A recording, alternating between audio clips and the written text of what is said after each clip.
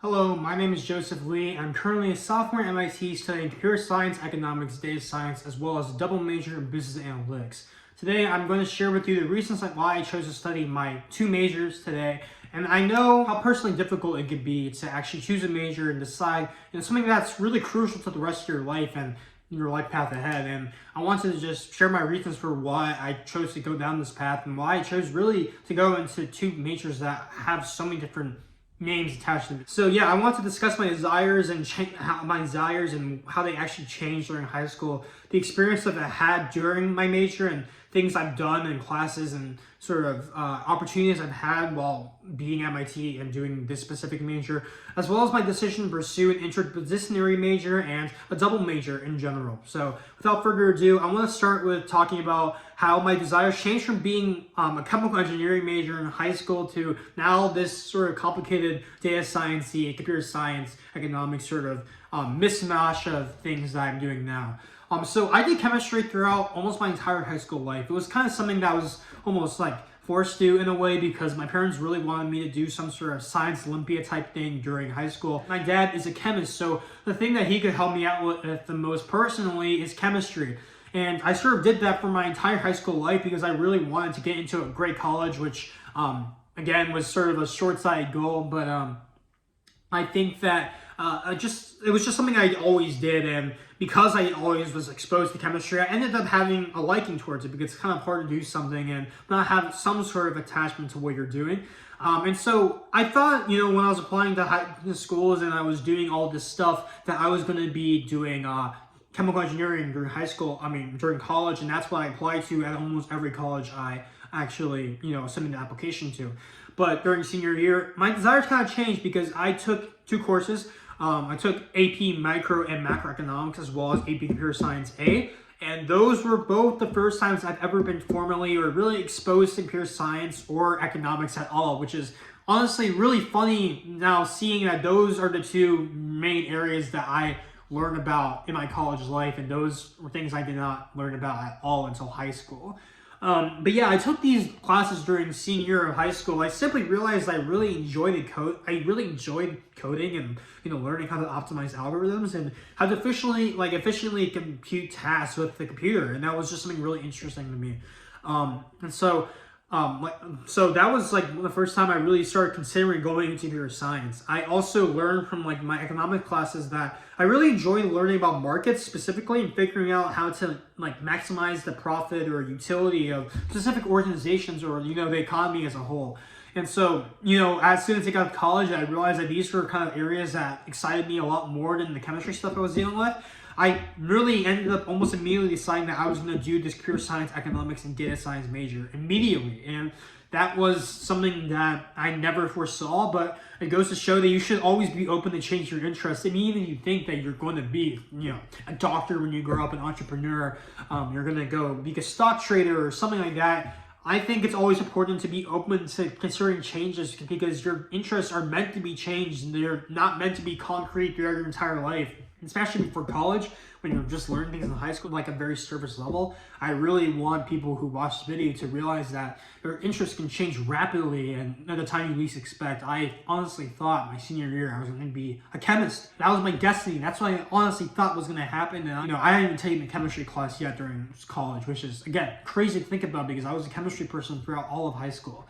And, it's something that I look back on it, it's super crazy, but it's just what happened. I think it's not something that's super unique to me. A lot of people, I think the statistic at MIT is about 60 to 70% of people change their major during MIT, which is, just goes to show that your interests will change, and it's something that you should be happy with because it means you're growing as a person. I think that I think that another thing that inspired me a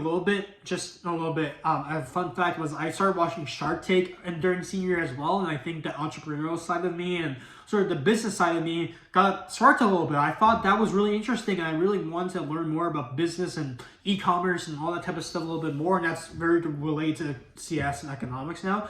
And so that was another reason why I started getting interested in my double major. And so that's kind of my story as to how I got here from being kind of like a pure like science person when I was growing up. Next, I want to talk about the ins and outs of my major at MIT. Specifically, I want to break down the good, the bad, and the ugly of classes and internships while being this major at MIT. One of the good was that it's extremely high quality professors. Before you come here and before you decide your major, you obviously know that MIT gives a nice shine to your resume, and professors are going to be really high quality. Well, again, something that I've emphasized in other videos of mine here on this platform, my own YouTube channel, is that MIT is really collaborative and people always want to help you out, and they're always willing to help you achieve your goals and help you push through like tough nights and all-nighters and stuff like that. So obviously the good in being in this major and being MIT in general is that, especially in economics and CS department, these professors are really committed to you.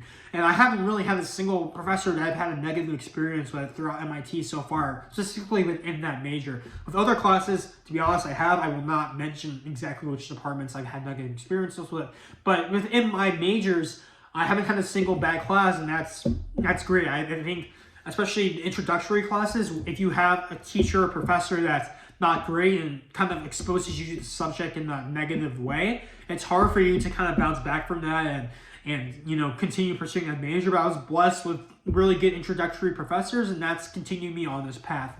For the bad of the major and MIT in general, it's really ridiculously difficult at times.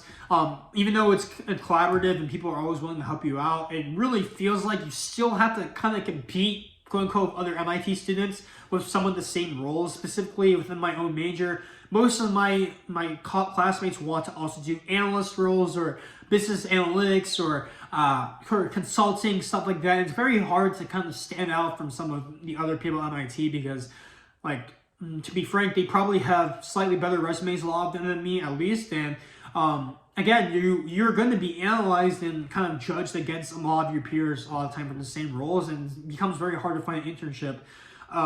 Courses just seem to be very purposely challenging here, but I mean, once you get through that class, you can turn it into a positive because you kind of really believe in yourself after you can get a passing grade. One of your hardest classes, you start to believe, like, man, I got a lot of resilience. I got the talent to do something with my life and really do something in the corporate world or somewhere else that really makes an impact, and I have the potential to do a lot of things. So that's like kind of turns into a good thing. In terms of the ugly, I would say the imposter syndrome I feel on a daily basis is ginormous. If you don't know, imposter syndrome is kind of like the phenomenon where you don't appreciate yourself in the context of like where you're at. For me personally, it manifests in itself in thinking that I don't belong at MIT. Like I feel like I've almost tricked people into believing that I'm smart. I've tricked the admissions office into believing that I deserve to be there. Because when I look around me, all these people seem to be doing better than me. They seem to be smarter than me. And they seem to get these sort of concepts and classes and internships and again, all these really great opportunities that I don't get. And it's hard to deal with sometimes. But again, that's also something that can turn into a positive because you start to realize that even if you feel inadequate, a lot of times you can stick with these people and you can learn from these people. It's always good to be in an environment where you might not be the best person because you can learn these people who are better than you at certain things. They can teach you things and they can bring you up. And so that's a huge thing for me that I deal with every day, and I always try to turn into a positive as well. And then finally, I wanted to just talk about why I chose my specific like interdisciplinary major and as well as doubling in business analytics on top. And so 614, it's the intersection of economics and computer science, basically. And I kind of chose this path because it combines the two fields I was primarily interested in. Again, like I described earlier, economics and computer science are my two most interested fields currently, and I think that probably won't change. I'm open to it changing, but I think this is what I'm going to stick with for the rest of my life, probably. Tech and coding specifically is really some of the most useful skills, if not the most useful skills you can have in this current job market and this current society. And I heavily considered, only majoring in economics, but I kind of realized that would limit my opportunities for other jobs and other career paths I might want to go down in the future. So I ultimately decided that I was going to go into this interdisciplinary field because I think that by having computer science experience on top of my economics experience, I will have more opportunities and more flexibility for different career paths in the future. As for my double major, business analytics, that's also a flexibility thing. I'm very open to going into something like consulting, maybe an entrepreneur, maybe management, something like that. I think having a more business-oriented background where kind of your major, this major is a lot more soft skills oriented and where you learn more about people and organizations and how organizations work and how to best lead a group of people and stuff like that. These are all things I've already learned and things I will learn in the future. I think those are also very important skills for me to have, and I think they're very valuable for me to potentially go into other, maybe more business/entrepreneurship oriented fields in the future. So I'm also very grateful I chose to go down this path and have this sort of experience on top of my more technical math, CS, economics-based experiences in my other major. So yeah, in conclusion, I just want to kind of go through, again, the reasons why I chose this major, and hopefully maybe it can serve as a guide for places you can look for inspiration and maybe what you can expect to inspire you in the future.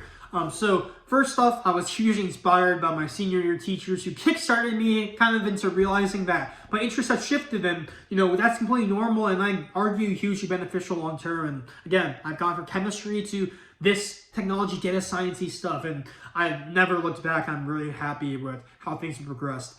I've had a lot of great classes that spiked my interest, and I knew looking through the course catalog before deciding my major that these are things I'd be really interested in. So before you decide your major, again, you should probably go through your course catalog and kind of look and see like what classes are interested in you, and think about like, okay, these and most of the classes are within this major, maybe I should just consider doing that major.